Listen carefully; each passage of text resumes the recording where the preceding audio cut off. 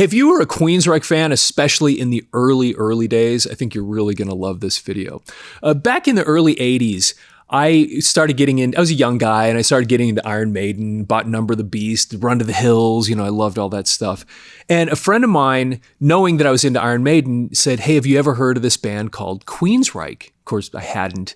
And I went over to his house and he broke out this record. It wasn't this one, this is my copy of it, but it was Queensrÿche's EP. And he said, this is, this band from Washington and they sound like Iron Maiden, you got to hear them. And so he put it on and played it for me. And I loved it. And so of course I had to go buy it. This is the one I bought back in whatever it was, 83, 84, whenever I actually bought this thing. And I just absolutely loved it and loved Queensrÿche. And then here's the back of the record. And this just had 4 songs on it. And if you were into them at the time, you will remember all of these songs. The song Queen of the Reich, Knight Rider, Blinded, and The Lady Wore Black. When they first put this thing out on their own, they sold something in the neighborhood of 60,000 copies of it. It was just unheard of. And so then what happened was EMI, record label, picked them up and then re-released it in... So they put it out independently. I think it was 82. So in 83, EMI picked it up and re-released it and put it out broadly. And then they sold another, it was like close to 250,000 copies of this thing. It really, really put them on the map. And so when EMI put it out, of course, then, it's on everybody's radar at that point. And so then what happened is the critics started commenting on it. And what I have here for you today that I think you're going to love, especially if you liked this and you were into this, is 3 different critics' reviews of this album. And this is very short. These are very short reviews. There wasn't a whole lot of things put out about it at the time. These first 2, they just did not like it at all. And I think both these first 2 were put out in 1983, like not long after it was put out. And then the third review I'm going to read for you was put out in 1984, and it was kind of a retrospect on music that came out of Washington. And it had a little bit more time to look back at how important this ended up being. Because this record, as you know, ended up influencing just kind of the development of 80s metal. Okay, so let me read these to you. Like I said, they're very short. Okay, this one came out Newsday, Suffolk edition, June 16th, 1983, page 217. Queensrÿche, 206 Records. Cultist heavy metal from Bellevue, Washington, so lead-headed it makes Twisted Sister sound like a Nobel Prize winner. Knight Rider is so excessive that it's humorous for a half a second, but Queen of the Reich, sorry, not interested. Okay, that's the first one. Let's see here. Here's another one. This one's kind of funny.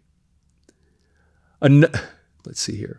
Another record your dog should bury in the backyard is the debut mini LP from Queensrÿche, a quintet from Bellevue, Washington. Normally, it's a waste of time to bother slagging a bad record by a bad unknown band. But this one holds a special distinction in that it's possibly the worst heavy metal record I've heard in about 5 years. A relentlessly screeching singer in the Ian Gillan, David Byron mold named Jeff Tate. Ian Gillan, of course, singer for Deep Purple, David Byron, Uriah Heep.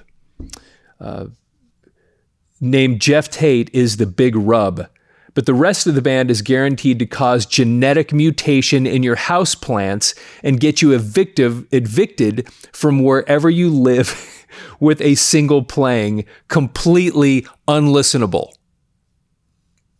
Okay. Now here's the third one that was a little more gracious. Queensrÿche, EP, 206 Records, 1983. Without a doubt, this EP was the most influential and highly praised slab of metal vinyl ever to emerge from the Northwest.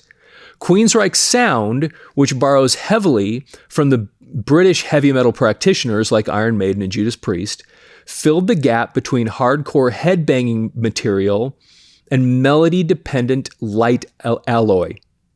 Played with class and polished to perfection, this independently released disc was picked up by EMI and raced up the charts, trouncing local former megastars Heart in the process.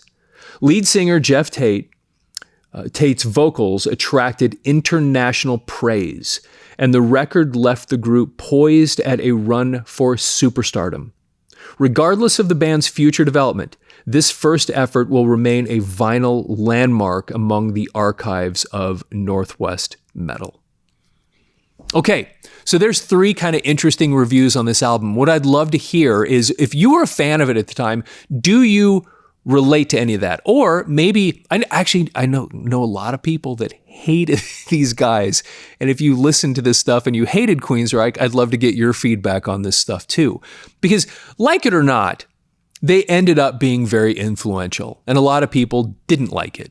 But they did have a pretty significant impact on the history of that era of heavy metal. So I'd love to get your feedback on it one way or the other. And if you saw them in concert, especially during this era, because they did tour. This album, they ended up going out on the road with several different acts. And so there were a lot of people that were able to see them in those early days. And I'd love to hear what you thought about them at that time.